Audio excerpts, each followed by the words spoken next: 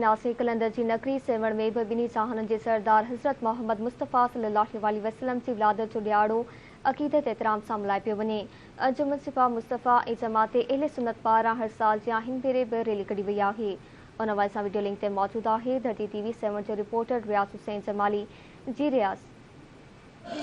जी नाज़रीन, आलम इस्लाम जिया कलंदर शहबाजी नगरी में भी जो है सो अंजुमन सिपाह मुस्तफ़ा और जमायत अहले सुन्नत पारा जो आका दोजा हुज़ूर सल्लल्लाहु अलैहि वसल्लम जे जशन विलादत बसादत के हवाले से मस्जिद अक्सा का जो अज़ीमुल शान जो रैली कढ़ी है। रैली इन वक्त मुख्तलिफ रूटन से जो मंजिल तरफ रवान दवा है और बुधाईंदो हलां त जुलूस के सिक्योरिटी के लिए पुलिस जवान मुक़रर किया विया आहिनि।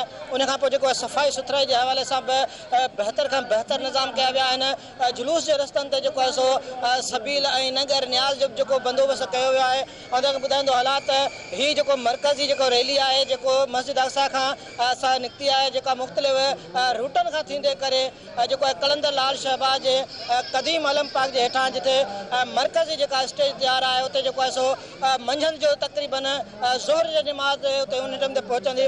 उते जेको आहे सो सेवण तहलके जा जेके नाले वारा आलम सगुरा आहिनि साईं अब्दुल अलीम चन्ना साहिब मौलाना जो अब्दुल रहमान जेको आहे सो फज़ली साहिब उते खिताब कंदा। और तव्हांखे ॿुधायां त हिन वक़्तु सेवण शहर में कलंदर जी नगरी में जेको आहे सो हर तरफ़ ईद वारो समय आहे। सेवण शहर जे नंढनि वॾनि गलियुनि खे जेको आहे रोड रस्तनि खे चौराहनि खे रंग बिरंगी लाइटनि ऐं जेको झंडनि सां सिंगारियो वियो आहे। हिन वक़्तु बि जेको सो जुलूस पंहिंजे मंज़िल तरफ़ रवां दवा आहे। जुलूस जे सिक्योरिटी लाइ पुलिस जा जवान मुक़रर किया विया आहिनि। जी।